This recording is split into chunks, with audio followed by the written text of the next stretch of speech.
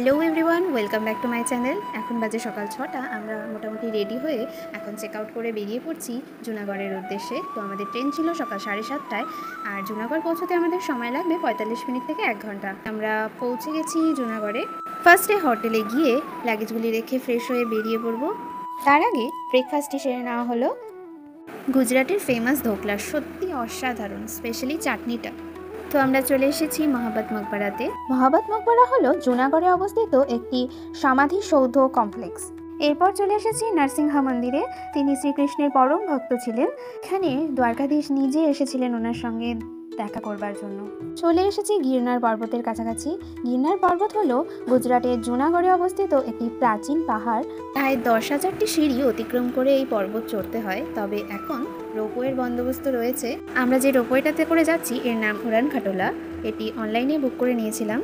এই গিরনার পর্বতে মা সতীর 51 পীঠের একটি মন্দির রয়েছে, সেখানেই আমরা যাচ্ছি দর্শন করতে। আমরা মন্দিরে পৌঁছে গিয়েছি। এর ঠিক ওপরে 3000 সিঁড়ি অতিক্রম করে আপনারা যেতে পারেন গুরু দত্তাত্রেয় মন্দির। সেখানে ব্রহ্মা বিষ্ণু মহেশ্বরের পদচিহ্ন রয়েছে, তবে আমরা সেখানে যাচ্ছি না। নিচে একটি শপিং প্লাস রেস্টুরেন্ট একটি কমপ্লেক্সের মতো রয়েছে, তো সেখান থেকেই আমরা আজকের লাঞ্চটাও সেরে নিলাম। এই যে শিব মন্দিরটি দেখতে পাচ্ছেন, ভীষণ জাগ্রত এই মন্দিরটি। গিরনার পর্বতে যারা বছরের পর বছর ধরে তপস্যা করছে তারা শিবরাত্রির দিন এই মন্দিরে আসে এবং এখানে একটি কুণ্ড রয়েছে, সেখানে স্নান করে যান। স্বয়ং মহাদেবও নাকি তাদের মধ্যে এসে এখানে স্নান করে যান। ভীষণই পবিত্র এই মন্দিরটি। এরপর চলে এসেছি নরসিংহ দ্বারা প্রতিষ্ঠিত বলদেবজি ও দামোদর মন্দির। এরপর চলে এসেছি অশোকের শিলালিপি দেখতে। এখানে 20 টাকা করে টিকিট লাগে পার হেড। জুনাগড় এলে আপনারা এই ফোর্টটি একদমই মিস করবেন না।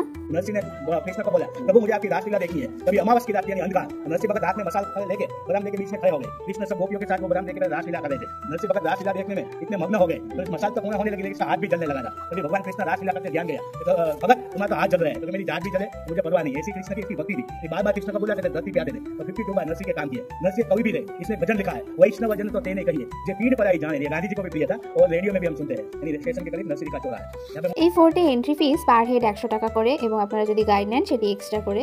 আমরাও গাইড নিয়েছিলাম। এরপর চলে এসেছি জুনাগড়ের মংনাথ রোডে উইলিংডন ড্যাম, যেটি ভীষণ সুন্দর। এরপর রুমে গিয়ে ফ্রেশ হয়ে চলে এসেছি ডিনার করতে। ডিনার সেরে আমরা বেরিয়ে পড়বো। রাতে আমাদের বাস রয়েছে আহমেদাবাদের।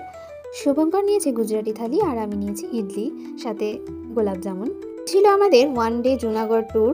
তো আপনাদের কেমন লাগলো অবশ্যই আমাকে কমেন্টসে জানাবেন। ভালো লাগলে একটি লাইক করে দিবেন এবং সাবস্ক্রাইব করতে ভুলবেন না। ভালো থাকবেন, টাটা।